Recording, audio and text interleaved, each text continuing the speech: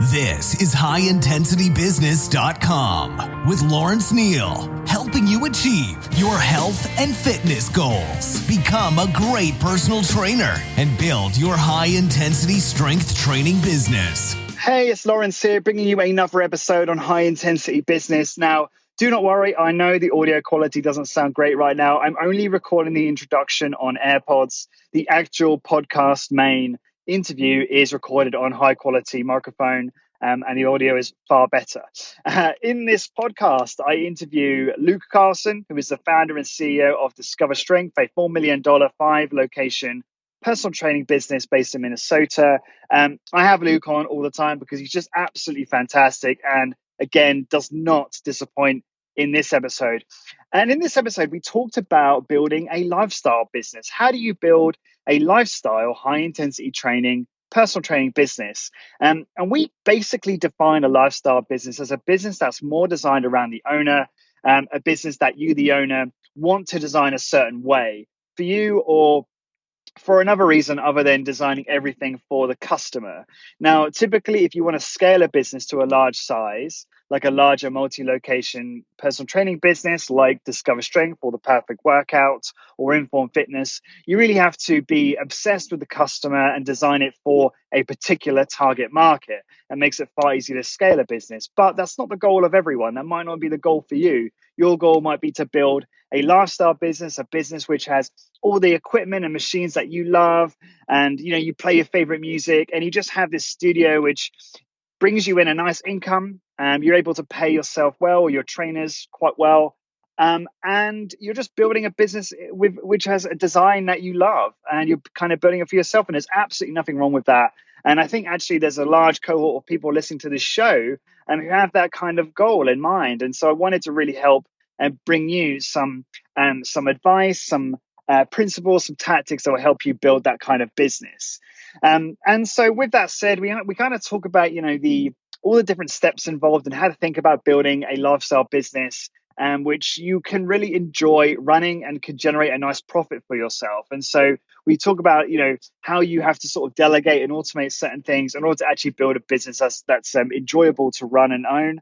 Luke talks about how you can actually generate a healthy 6-figure income with a lifestyle business, which actually might meet the needs of many of you who may be thinking that you have to grow and build a large business to generate a lot of income, but that's actually not necessarily the case. And then after that, we really get into some interesting discussion around marketing, which is talked about all the time in high intensity training. But Luke really, really does kind of elaborate on the importance of understanding that a lot of the marketing problems that our colleagues and you might have in your business are typically operational problems. They're problems related to the experience the customer is having. And if you could iron out those problems and introduce things that are memorable and remarkable, you're actually going to probably grow your business much faster. And it's not marketing that's going to solve that problem. So we talk about that a fair bit in this episode. And I think you're absolutely going to love it. It's going to give you some real actionable takeaways to implement for your business to help grow your business beyond where it is. So I'm super excited for you to listen to this episode. And once you've listened to the show, please head on over to highintensitybusiness.com/tactics to get access to free resources to help you grow your high intensity training business. And also, please subscribe to the podcast so you're the first to know when a new episode is released. And without any further ado, please enjoy this fantastic episode with the one and only Luke Carlson. Lawrence Neal here, and welcome back to highintensitybusiness.com. This is episode 280. Today's topic is how to build a lifestyle business. Today's guest is Discover Strength founder and CEO Luke Carlson. Luke is, as well, I said there, CEO of Discover Strength, who have 5 personal training studios in the US and are among the highest volume and revenue training facilities in the United States. Luke, welcome back to the podcast. Lauren, thanks for having me. Always a pleasure to join you. Thank you. Of course. So a while back, I think we were having this conversation over Skype. I can't quite remember. And we were talking about the different entrepreneurs and their objectives and dreams in high intensity training. And you believe that several of them should be focused on what you would label as a lifestyle business, perhaps as opposed to expanding and trying to build some kind of big empire. So I thought we would explore this topic and give the listeners some ideas how they can evaluate whether that's the right decision for them, and then how exactly one goes about building a quote unquote lifestyle business. So should we start with some definitions in your mind when you say lifestyle business? What do you mean by that?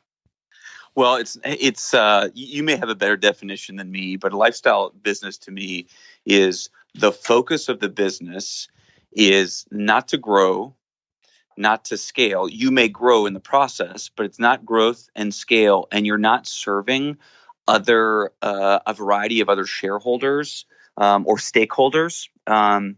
It's primarily designed for you. Now, clearly, there's going to be customers involved, and those customers receive a benefit. There may or may not be employees involved, and they become stakeholders, and they see a benefit. But the design is for you and around your life, and how you think about the business, and you think about your life in concert, and you say, well, I don't want to make a business decision that has a negative impact on my life. When in fact, if it's not a lifestyle business, sometimes you have to make business decisions that will have a negative impact on your life, and you have to do what's best for the business because there's stakeholders or shareholders involved, and we have to make those decisions. I mean, it's our fiduciary responsibility to make those decisions. Where I think the lifestyle business, we can think about how does all of this work together. My personal life, the things I want to do in my personal life and my professional life and this business, and how do they support each other and coexist harmoniously? So do you think why do you think a lot of people who perhaps should be more focused on that type of destination instead desire to expand and grow? Do you think it's this constant comparison which you see across lots of different industries where, you know, individuals are looking at people that are more successful than they are, and they feel this pressure to expand and grow their business, and it's just happening in high intensity training as well? Is that where you think that comes from? Yeah. I think that we have been traditionally conditioned into thinking that the purpose of a business is to grow, like that you just have to grow, and that growing market share, which means grow, get more customers, grow your revenue, is the actual intent of a business. And it's actually not. I mean, you can make a conscious decision to not grow larger and just focus on really having a great product or service. And you don't care about growing market share. And there is nothing wrong with that. But our business schools, and then I would say maybe our society or entrepreneurial community as a whole doesn't support that. And so we actually have the right to do that. We have the right to choose to not grow. And then you made a comment, and I think it's a wise comment, that we compare to what other people are doing and to other, I think you said more successful businesses, but we really probably have to spend some time sitting down and deciding what is success, because we all really have a different definition of what success is. And so if we're defining success just as market share or revenue, that's maybe a limited way of thinking about success. And I think that's where a really rich conversation around lifestyle businesses comes from, is that, man, you can really be the architect of a great business and a great life if you're planful about all of these things, and then forget about comparisons and just think about what do you want to build and what do you want to do and what is your ideal day and ideal week look like. Yeah, this reminds me of an email that Doug McGuff sent me a while ago, and it was a really important reminder. And he'd been obviously listening to a lot of the content you and I had done, and perhaps content with people like Joe Cerulli and Walter at Fit20, and these kind of pioneers in kind of the hit business space and people that are behind larger organizations. And he felt that there was too much focus on, the listeners should be trying to strive to become like that. And I'm definitely guilty of perhaps sending that message too much through the podcast. And what I actually said on that episode, the latest episode I did with Doug, which is not yet published, is just, we both talk about this actually, and Doug gives his piece on this. And it's just to say that if you're listening to this and you are feeding a family and paying a mortgage based on providing personal training in high intensity training or resistance training, then that is a wonderful thing. And you should be very proud of that.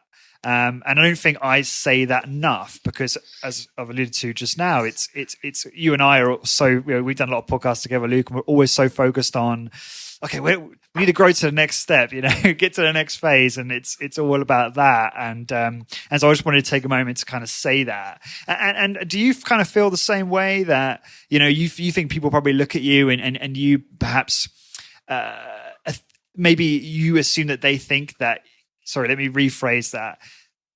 That you think that they should try and strive to be at your level, when actually they might be better served and happier if they looked at success differently, and maybe just made their. Sorry, yeah, I'll let you respond to that. Yeah. Someone may think that, Lawrence, but if I spend any time with them, I always say that, hey, hold on, careful what you wish for.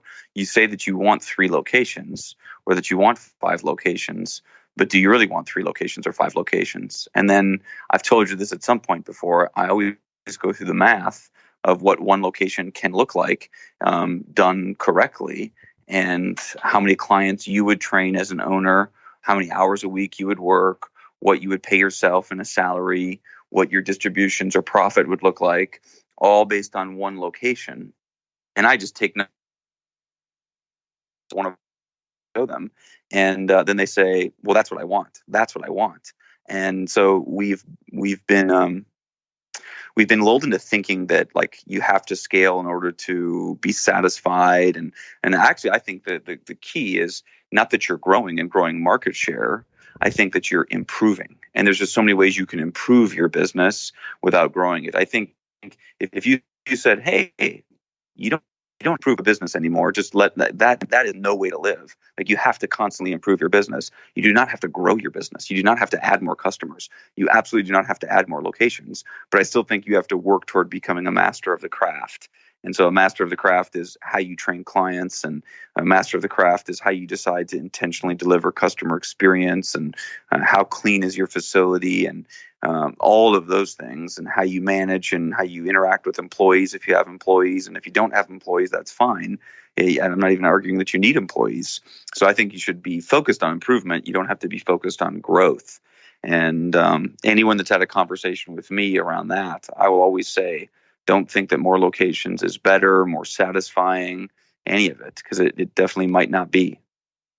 Yeah, well said. This reminds me of a concept that Derek Sivers talks about, actually, who's I suppose, fairly well-known entrepreneur and writer. And he wrote a book called Anything You Want, which is a great book. I think I read it in like a couple of days. It's very short. And in that book, he talks about a business being your own utopia. There are no rules, so to speak. It's not like you have to do a business a certain way. It's a business can be how you want it to be. And that's kind of echoing what you're saying in a way, because it's like, if you build a lifestyle business, then you can really make it how you would like it, and how it, let it serve your lifestyle and your goals and objectives. Or if you have a small team, like making sure their needs are met, obviously. And yet people have this other view of business where it's like, no, you have to continue to grow. You have to continue looking at that into the future. And obviously another book that addresses this is Small Giants, which again is just full of case studies of businesses that made a proactive decision not to grow and got to a certain size, and instead just honed their craft, focused on their product and service, create a great business for people to work within, and then also just give back to the community. And I feel like I see, these smaller high intensity training organizations or lifestyle businesses, and I think, wow, that's a wonderful place to be in terms of what you can give to the local community and the kind of lifestyle you can create for yourself. And I just hope that those listening now that are in that position take stock of where they are, because again, comparison is the thief of joy, right? Can't remember who said that, some famous quote I'm stealing from somewhere. And it's very easy to get caught up in the, if only my business was like Discover Strength or the perfect workout or Fit 20 or fill in the blank, So moving on to, I guess, the next question on this. So if someone is listening to this thinking, yeah, you know what, Luke, what you just described to me is ideal, and I'd love to build a lifestyle business and move my business in that direction. Or maybe they've been sucked into the growth trap and they're like, maybe I want to shrink down and actually refine into a lifestyle business. How, if you were doing that, for instance, what are the steps you would take? And what are some of the kind of core pillars that you'd get in place to achieve that, if that makes any sense?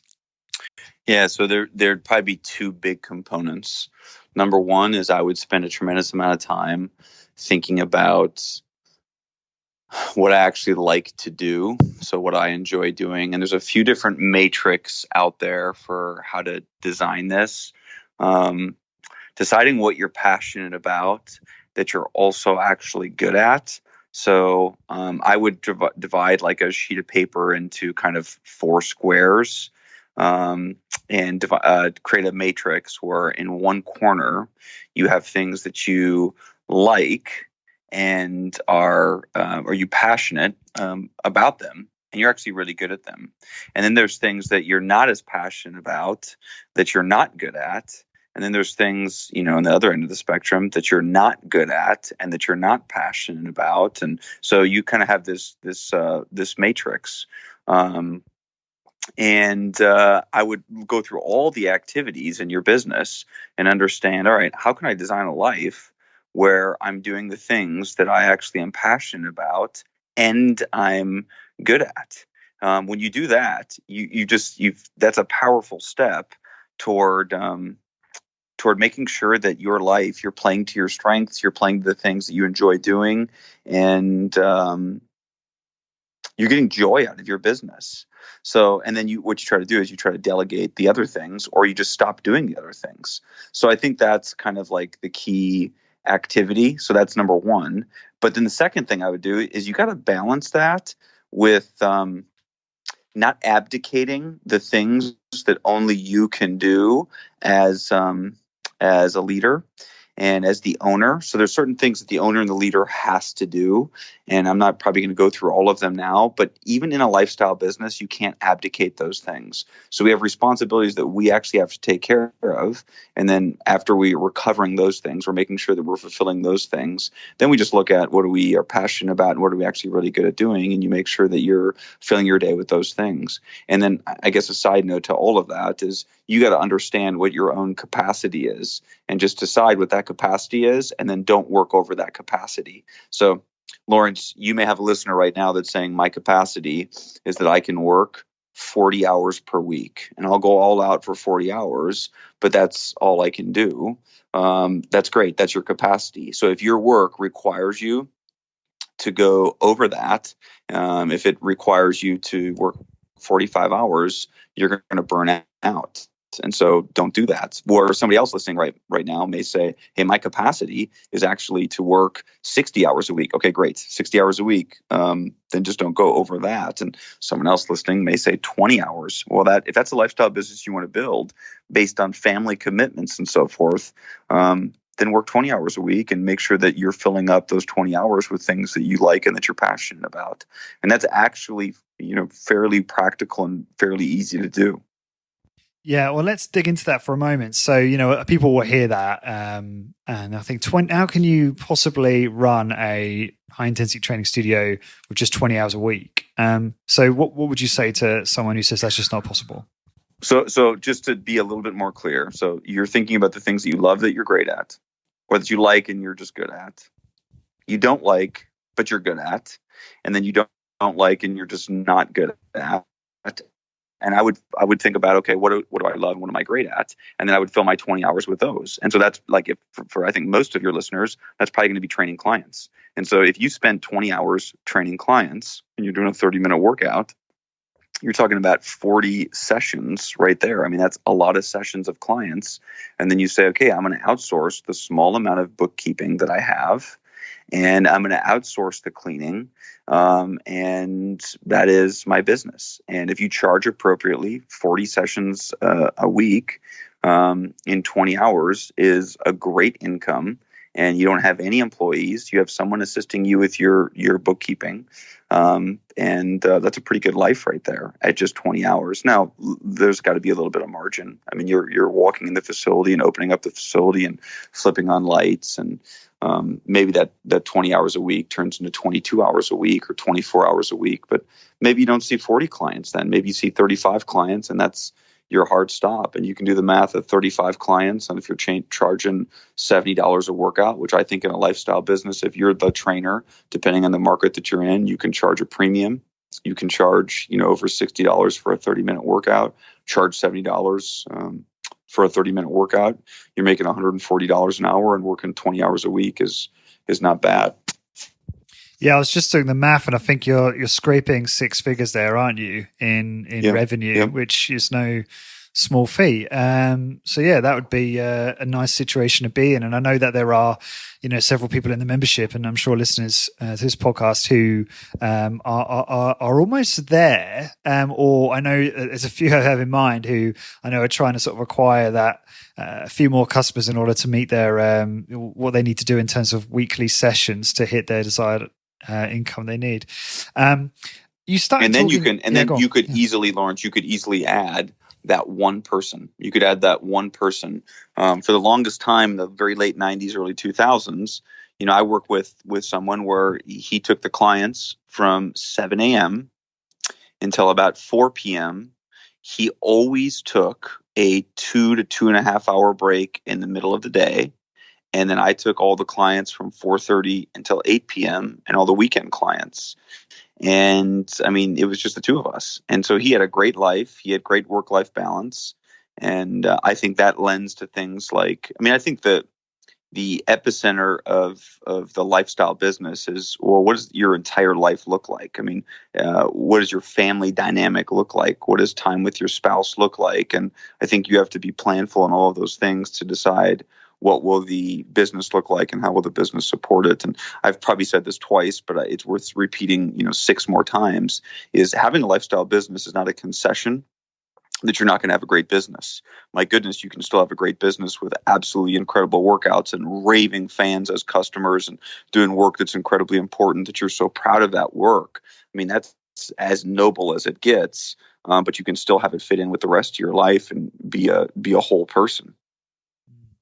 I know you gave the matrix as a way for people to identify strengths and what work they should think about either eliminating or delegating out over time. And obviously that's very much a stepwise process. In the beginning, you can't help but kind of do most of the stuff yourself. And then as you generate cash flow, you can obviously then start doing that stuff.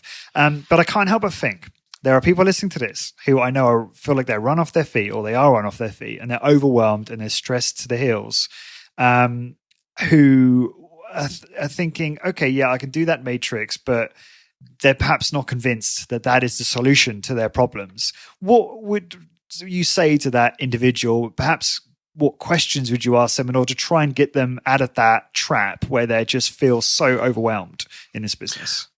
I would use an essentialist approach and say, well, what's your stop doing list? So the way you start that activity is you write out all of the things you're doing, and then you put them into the different categories. And what you find out is, well, some of the stuff shouldn't go in any of the categories. You could just stop doing it completely.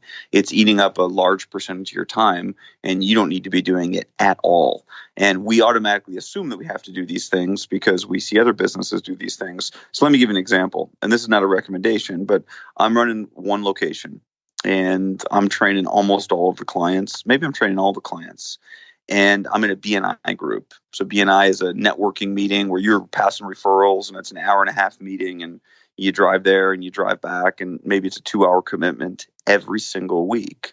And then you have all of the other marketing things you do. You have drip campaigns and social media posts, and you have Facebook posts, and you have Instagram posts, and you have some paid, and then you're updating your digital, and then you're updating fresh new content on your website so that you can be found in your Google searches. You could just say, okay, all of that stuff that I have to do, why don't I stop doing all of it and just go to BNI once a week and give awesome workouts that retain clients and earn more referrals. I think for most of your listeners, and this is not advice by any means, you would absolutely kick butt if you did that. But we're conditioned to think we have to do all these other marketing things. And, it's my opinion in the high intensity training business that you just don't. I just don't think spend that much money on marketing or any money on marketing, and you can really, really have a great business. So that was one of, an infinite number of examples of things where, like, what are we doing right now that we should probably just cut? It's just not important. it's that essentialist approach to what's actually growing the business. It's 80-20ing or Pareto principling your business. And this is stuff that, Lawrence, I know that you're very much into.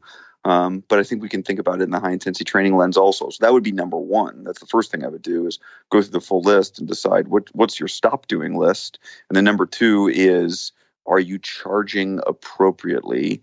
So you've heard me talk about, people condemning the idea of trading time for money, and that's not a situation or game you want to get into, but you absolutely do if you're charging enough for a unit of time. An attorney, I just went on a date. I'm trying to think. A few weeks ago, I went on a date with a woman who was a dermatologist. And so she's a physician dermatologist, and she said how she gets paid. She says, I get paid on production. So everything that I produce, I get a percentage of it. And of course, I knew that. She gets paid the exact same way a personal trainer does. She's just not complaining about it because they charge a heck of a lot per unit of time. And that's no different than an attorney or an accountant or any other service business. And so those businesses tend not to complain about that dynamic. And every once in a while in fitness and personal training, we complain about it, but it's just because we're not charging enough. So the second question is, are you charging enough so that you can trade time for money and see a limited number of clients and still make a really good living? Yeah, there's some great points. And I've been thinking a lot actually about what you said about how you feel that, paid marketing for the most part is really not that important for building a high intensity training business. There are lots of examples that I can think of businesses in our niche who are doing very well and do very little in the way of paid marketing. Maybe they do BNI or other things, but they don't spend too much on the paid marketing side of things. And yet, whenever I've had a few calls recently with members and people in our industry, and they are obsessed with, and I know that you get this all the time, with marketing tactics, right? And it's interesting to me because I started asking them about, I guess, a lot of things I learned from you, Luke, in terms of what are they seeing from a conversion perspective in their sales process? What are they seeing in terms of retention and referrals, and getting those systems right and in place and optimized, and like you've said, and I should also say, getting the workout right, the workout experience, and which is obviously the key thing, is so important before you even think about these marketing tactics. And do you still get that a lot? Like when people come to you, are they still obsessed, even though you must feel like a broken record talking about the importance of the workout and the service and those other bits and bobs, and yet people still go on about the importance of paid marketing. Yeah. So here's my new favorite quote. Jay Baer is the one that says it. He says, and we heard him say it live in Orlando a couple weeks ago, but I'm sure he has it written in a book. Marketing is the tax we pay for having an unremarkable service. And you could also say marketing is the tax we pay for having an unremarkable product. I mean, that's it. Like when I hear that quote, it stops me in my tracks. And frankly, it's a tough quote to wrestle with, because you have to wrestle with the fact that, hold on, is my product or is my service not remarkable? And, your listeners definitely think that their product or service is remarkable. We all, of course, want to think that, but that's what we have to do the real soul searching on. And then when we say remarkable actually means worthy of remarking about. And so there's things that you can build into your operations that cause a customer to remark. And by remark, I don't mean remark to you. I mean remark to someone else. So you can actually design operationally your whole workout in your workout experience. So someone will actually comment on what you're doing to someone else. They're interested in actually sharing their experience. But that's all planful in how you design your entire workout experience, the entire visit.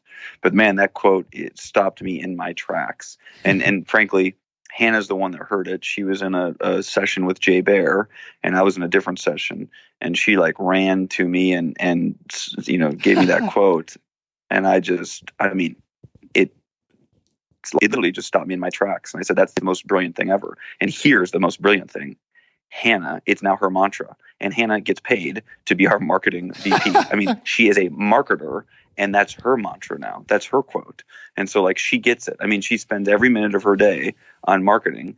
And that's she thinks that quote is the game changer. So it's interesting. Where a lot of marketers would defend the importance of marketing, and they're like, "Oh, that guy doesn't get it. He doesn't understand how important it is to blah blah blah." And believe me, we're still marketing, but we understand that, man, the marketing is a small part of the equation. So and I wish that was different. I wish we could just say, if you invest $20,000 in paid marketing here, it will produce this exact ROI.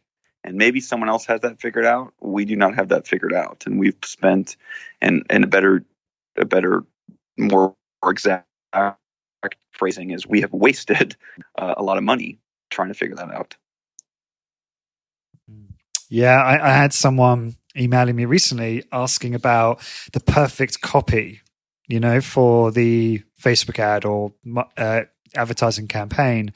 And, how do they get the copy just right so that it converts at a good ROI? And obviously that differs tremendously depending on the individual's target market and points of difference and free uniques, as you said. Because that's going to inform that copy. But the only individual I know, there are probably others, who perhaps does the paid marketing side on Facebook very well, is Josh Jarrett over at Quantify Fitness. And Josh was kind enough to produce a Facebook ad training to the membership to actually show the studio operators and owners in there how to actually try and adapt his Facebook ad tactics that are in business, but important to underscore the importance of getting those fundamentals right before you start investigating ads. I wanted to just comment on something you said. You talked about how much you focused on, obviously, the workout experience in your organization, how that helps generate referrals. Can you just talk about some of the things that go on in your workout experience that are remarked about the most? Yeah.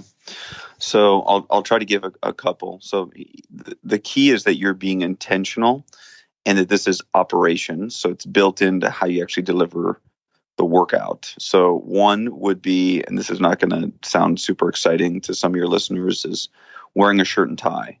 So like I didn't know that super slow people wore shirt and ties. I guess they did, or they do.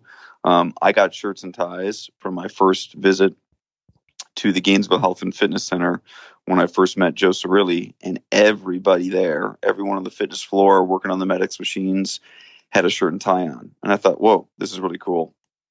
We're 100% going to do shirts and ties if I ever open a business. And so when we opened up in 2006, we did shirts and ties. And the idea is that if you wore really great like Nike attire, if you wore some great Lululemon, which is like athleisure over here in the US, I'm not sure where else it is in Europe or around the world, like that's a good look. It's just not a differentiated look. It's just not a look that anyone's going to say anything about. Like right now, as we talk, Lawrence, I'm wearing some Nike workout pants and a Nike hooded sweatshirt. If I train clients wearing this, no client is going to leave there and be like, yeah, this new place I'm working out at, the guy's wearing a Nike sweatshirt. It's amazing.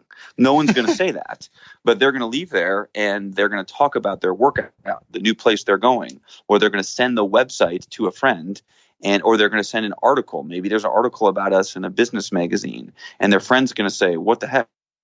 That's weird. That guy's wearing a tie. Or why is your trainer a female? Why are they dressed up? And it creates a little bit of conversation. It's remarkable. It's worth actually making a remark about. And so that's a super simple example. Now, I think you and I are on the same page here. That's superficial. Like giving a great workout. Like if you stopped over here right now, I wouldn't go put a shirt and tie on to take you through a workout. I'm just going to take you through a workout wearing this, and it's going to be a great workout. But from our business operations, that is something that's going to be worthy of creating that conversation. So that would be one. Another one would be, it's an example of what we do, but I've seen one other business do it also. It's what we call a professional greeting. So a professional greeting is smile, aim your smile, introduce yourself first, shake hands like you mean it, proceed with the conversation. And if you've never met someone that comes into your business, you do that every single time. And I mean, there's probably like 3 things at Discover Strength that if you don't do them, you're going to get fired. And that's one of them. Like if a client walks in the door and you've never met them, you have to do a professional greeting. Smile, aim your smile, introduce yourself first, shake hands like you mean it, proceed with the conversation.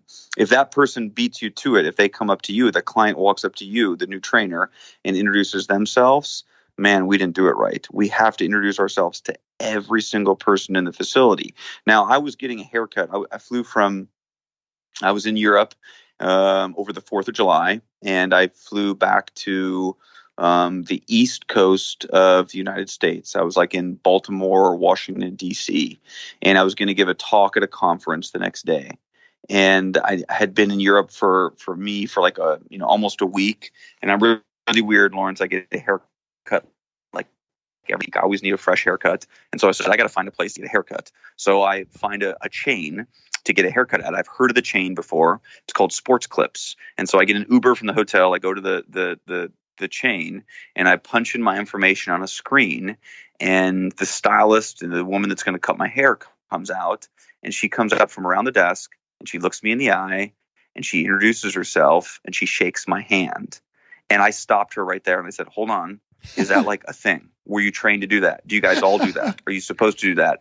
Because it was so memorable and it was so different that and I get my haircut at 2 different places in town where I live now, and I'm going to go get a haircut later, and no one has ever shook my hand. So when this person shook my hand, it stopped me in my tracks. And so I asked her, I'm like, is this what you're trained? Have you role played this? Does everybody have to do this? Now I've gone back to that place or that chain 3 different times in my life, all in different states in the United States. One was Arkansas, which is, a totally different environment than Washington, D.C., and then one time in Minnesota. So 3 totally different states, and the same thing happened at all locations. That was it was like a talk trigger. It was something I would comment on. If someone said, hey, how was your haircut? I'd say, you know what? It was really old-fashioned. They shook my hand. I would create conversation around it. So those are 2 small things that are operational things that I'm actually choosing to do.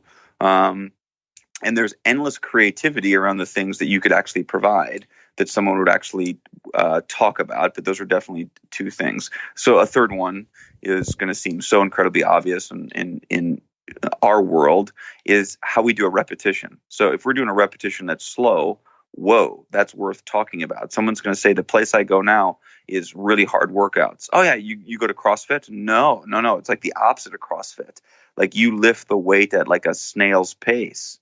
Okay, that's an operational decision that your listener, that the business owner has made, the trainer has made, that's actually worth creating some conversation around. So I think we're wise to think about all those things and make sure those things happen on a regular basis. So when I mention like that professional greeting, or I mention shirts and ties, people say, oh, that's so simple, that's easy to do. But it's also easy not to do. So people don't do it. And then no one talks about the business. And the business becomes unremarkable. And, I don't know if I've ever said this to you before on one of your podcasts, Lawrence, is there's this fascinating observation that educated people, so intelligent, educated people resist simple solutions to complex problems. So I'm well aware of the couple things that I just brought up there are so simple, and your listenership is really intelligent. And so the tendency is to say, that's too simple. This is a really complicated problem. It's got to be a more complicated solution to that. And more often than not, it's just not. That is fascinating. I am embarrassed to say that I was always impressed by that, those factors, but I didn't look at them through the lens of points of difference that people would remark about. I always thought about that in regards to your 3 uniques at Discover Strength, but I didn't think about how that applies to those small details. And I was just thinking there's unlimited creativity that can be employed here. And I was just thinking you could have, it probably wouldn't be appropriate to get someone a coffee when they walk in for a personal training workout, or maybe it would be. With time constraints, I'm not sure, but that could be another point of difference, right? They walk in and you make them a drink, I love that. And I love that. And what you said is 100% right. You have unlimited creativity here and what you'd want to do. But the key is, and I know I've said it like 3 times, it's an operational choice. I mean, it's we're going to build it into the workout so that people are actually commenting on it. And I haven't read it, but I think Jay Baer, the guy that makes the quote about marketing is the tax you pay when you have an unremarkable product or service. He has a book that really discusses that, like how you build these things into your business to create these kind of talkable moments. But do you know the title of the book, or you can't quite remember? I don't remember. I think it might be called Talk Triggers. I mean, I'm guessing the word talk and trigger is in the title of the book. That's but fine. Jay Baer, and it's Baer, Jay Baer. Yeah, that's fine. We'll find that and put that into the show notes for listeners. That was awesome. Is there anything else that comes to mind in terms of are those things that you listed there? Are those things that you've actually heard clients say to new prospects or to one another or to you? Is that where you're getting that from? Like, they feed that back? Well, we're not listening to them share it with somebody else, but they share it with us. So when we use Listen 360 to get our net promoter feedback. And when we get that net promoter feedback, someone gives you a 1 through 10, and then they also give you some comments. And when we listen to those comments, and we, yesterday was our monthly management meeting. And so we read through all the comments that have come in the last 2 months. And it's like a bazillion comments. And what we're doing is we're listening to is that those choices that we're making, those operational choices that we're making, is that resonating with people? If it's resonating with people, they should be commenting on it. Because if they give us a 10, so the question is, how likely are you to refer Discover Strength to a friend, family, or colleague? And of course, we're not trying to get referrals from that comment, but that's the greatest measure of customer loyalty. And according to Bain, which is the big consulting company out of Boston, that's the number one predictor of whether or not a firm in any industry will be profitable over the long run. And I'm literally looking at the book on my bookshelf right now. It's like a textbook written by the people at Bain called The Ultimate Question. And that is the question. Well, the follow-up is, why did you give us that score? And so when we look at those answers, when we look at the qualitative responses, they better speak to the operational decisions that we're making. Otherwise, those operational decisions just aren't valuable. So people, we just read comment after comment. I like it how someone introduces me when I haven't met them before. I like it how they wear shirts and ties, and a guy's bicep is not in my face. I love it how the females are dressed professionally and they're not dressed like an Instagram model. And so we read these over and over and over. And what do? We say, okay, that is resonating. Let's double down on it. Let's keep doing that. And then we have to, of course, remind our whole staff that. And frankly, sometimes we're reminded of that. We hear that and we say, whoa, people notice this. We didn't realize they notice it. Or maybe some of those operational decisions we've made were a little bit, honestly, unintentional. They were not on purpose, but people notice them and they constantly are commenting on them. So we say this is something that we should absolutely mechanize and build into the business because people are noticing this. They're commenting on this in all of this customer feedback. So that NPS tool is really valuable to understand, are those operational choices being recognized and appreciated by your customer? And that's excellent. It's probably also an ideal time to talk about systems for a moment. I think perhaps people might be listening to this and I'm just trying to put myself in their shoes as much as I can, and might be again feeling overwhelmed by all the operational responsibility. Like, oh wow, DS do net promoter score, Listen 360, like that sounds like a great process, and then do all these other processes. How do I make sure I do these consistently in my business and improve them over time? And you and I have spoken a lot about systems. We've spoken about that a lot on the podcast, so people can look back at previous episodes to talk about that, to learn about that as well.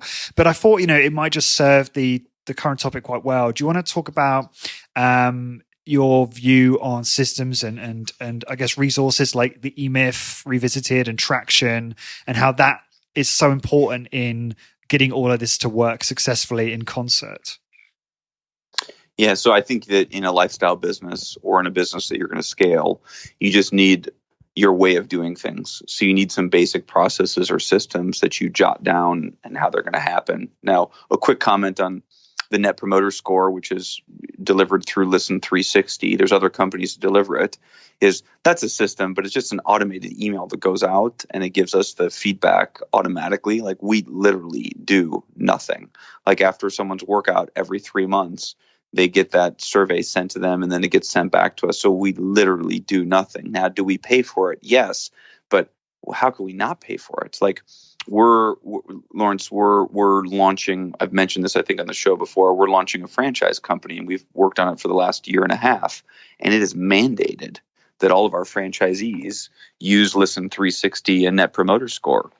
It's one of the things that we're mandating. It is not optional, because if you're not getting feedback as to the kind of experience that you're providing, how would you know what you should double down on? How would you know what you need to improve?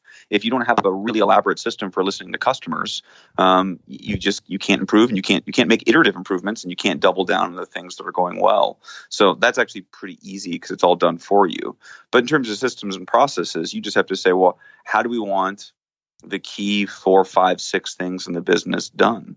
And of course, the best place to start is workouts. So I should be able to just pick up a manual, and it could be 2 pages long, and it could be 22 pages long of how we deliver a workout here. And I got really into this, before I knew anything about systems or processes.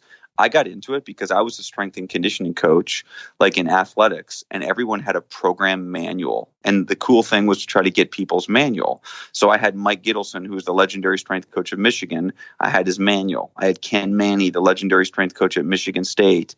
Dan Riley, who is really the father of high intensity training. He was Arthur Jones. The one guy that Arthur Jones chose to teach everything to was Dan Riley. Dan Riley's had the greatest impact on the spread of high intensity training over, I think, any other single individual outside of maybe Ellington Darden and, of course, Arthur Jones. And Dan Riley had his program manual when he was with the Washington Redskins and then the Houston Texans. And so when I became a high school strength coach, I said, I'm going to write a program manual. And of course, what was the program manual? It was just systems and processes for how we're going to do a rep, and how we're going to coach a set, and how we're going to give feedback, and how we're going to record, and how we're going to progress weights, and how we're going to do all those things. And so when I had my first strength and conditioning staff, I said, here's our program manual. Let's read through it. This is how we do everything. And then when I started thinking about opening a business, I just took that manual and used it in our business. And then over time, I tweaked it and changed it. And so much has been written about how you write processes and systems. But let's just be really, really basic in our approach. Just pick the 4 or 5 things that really are your secret sauce and just write them down how you do them. The idea being, if you didn't show up to work for the next 3 months, could you hand it to someone else and have them do it? And we have a manual that we call it the DS Way. Every one of our locations has a physical copy of it. It's 300 pages, and it's tabbed, so you can go to any section you want to go to, and you just flip how you do, any process that's in there. And of course, we're not trying to make someone a robot. We say the process is really the music. You, as the musician, still have to pick up the music, the score, and play the music. So, and by the way, I just said 300 pages. My goodness, it doesn't have to be 300 pages. Pick a few processes, pick a few things that you do in your business, and decide how you want them done on a consistent basis. I had a frustration in that my first personal training job, the only way I could learn is I had to follow around the owner all the time. And it was like learning in the old sense of the master and the apprentice. I just had to be in his hip pocket all the time. Well, if he wasn't there, which eventually he wasn't there because I was working different shifts than him, I couldn't check, well, what's our standard way of doing this or recording this, or how do we coach this exercise? There was no reference. It was all in his head, and then he shared it with me, but the only way for him to share it with me is, like I said, I had to just follow him around. And I think a lot of that teaching is valuable, but there's also got to be a process where we can go back to it. So right now, whenever we have debates, like I'm training with a trainer, a few trainers are training together, and someone says, well, you're not doing that right. You're supposed to do it like this. You're coming too high. You're coming too low. Right away, someone says, well, that's not what the core process says. Look at the core process. And so we all run and find, it's called the DS Way. We find the binder and flip to the page and says, okay, so-and-so is right. Everybody else was wrong. Because what's in the core process is like the Bible. And of course, you can change it anytime you want. But then going forward, that's how everybody has to do it. And by everybody, I mean 2 people. or 22 people or whatever. So I think it's worth it to create processes and systems, even if you just have one trainer, because I lived that frustration. I worked with someone where I thought, man, it'd be really cool if this was written down somewhere. And of course, he was one of the most knowledgeable people in the game. I mean, he had tremendous knowledge. He just didn't take the time to write it down. And so that made my life much harder. And we really probably suffered in terms of consistency between the two of us. And if a customer or a client was going between the two of us, then there would be a consistency issue. Awesome. Is it possible, Luke, that I can get a look at the core process manual at Rec when we go and do the studio tour? Can I flick through it quickly? Is that possible? You can stand 10 feet away from it and look at it, but that's it. No, you can flip through it for sure. Yeah. I mean, as long as I don't run off with it. Exactly. You'll have security around you that are faster and more muscular than I am, but yeah, for sure, of course. Yeah, no, I'll have a quick look. It's a ton of work goes into that, and it's worth obviously a ton of money at this point. So we've got a few minutes. There's just a couple of things I want to touch on. So on this theme of building a lifestyle business, there are also those who are interested in, and this is going to be a very unpopular topic, I think, for some people to hear, a kind of hands-off approach where maybe they start the business, maybe they've got a small interest in exercise, but their goal is to hire someone to run that for them, and they can focus on other things.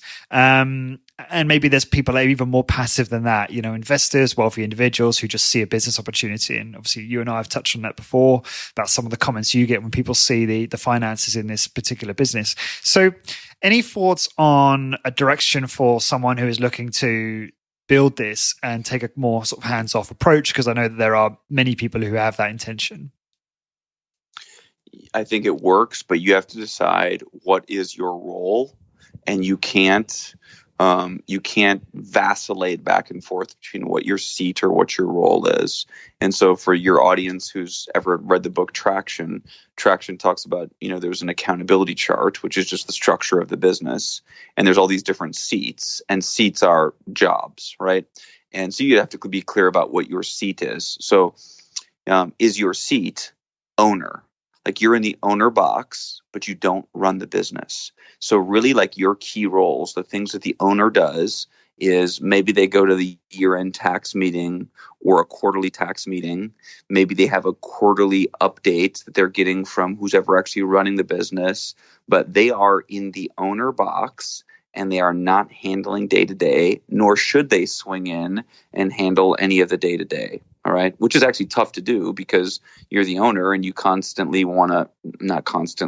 you unpredictably, inconsistently want to swing in and use a little bit of seagull management, which of course that means you swoop in, you shit all over everything, and then you fly out. And so you want to avoid that. You want to avoid like the seagull management approach. You got to stay in the owner's box. Well, you might be in the operator's seat, the operator's box, where you are running the business. And so you're training clients, you're making the day-to-day decisions, like that is your responsibility. And you think about your 5 key roles, and your key roles are, hey, I'm responsible for client retention. I'm responsible for new client acquisition. I'm responsible for workout integrity or the quality of the workout. I'm responsible for cleanliness of the facility, whatever those are. I'm responsible for leading and managing and holding accountable the other 1 or 2 trainers that work here. All right, that's what the operator does. So you just have to understand, well, what seat am I actually in? And in this conversation, this whole topic, Lawrence, of lifestyle business, that's what's cool. You can really decide what seat you want to be in, but you got to be clear on the seat that you're in. If you're in an owner's box and you're not working in the business, let someone else work in the business. If you're working inside the business, then work inside the business and own those roles. What you can't do is be in the seat of operator but abdicate those responsibilities. Like if you're in the seat of operator and you have a few trainers that work there, you have to lead them and manage them and hold them accountable. No one else is going to do it. You cannot abdicate that responsibility. So even in a lifestyle business, we can't abdicate the things that are actually in our seat, but we do get to choose what seat we want to be in. Yeah, really important concept, and I definitely encourage the listeners to check out Traction if they want to learn more about that. It's very, very important. And Lawrence, I don't think I just to add this, and I don't mean to be rude and interrupt, but I don't think there's actually a right or wrong answer to any of those, what seat you want to be in. I mean, you of all your listeners, some people are going to say, wow, I want to be in the owner's seat. I want to keep my other job, whatever my full-time job is, and I want to own a studio. So I don't know the ins and outs of it, but I actually think that's probably Doug. So I think Dr. Doug McGuff's studio, Ultimate Exercise, although I don't know all the details of the business intimately, and I don't necessarily want to speak out of turn, I think it's a really good example of a business where there's an owner who doesn't work actively in the business. I mean, Doug is a full-time emergency room physician. That is the A job, but he owns the business, and you could call it, he owns the business as an investment, but clearly it's something he's wildly passionate about. So he has personal trainers and probably a studio manager that really run that business. He owns it. He's going to have some form of communication with the trainers or the studio manager, but it's not going to be his A job. And I do know this. I mean, he looks at it as it is a great revenue stream for him.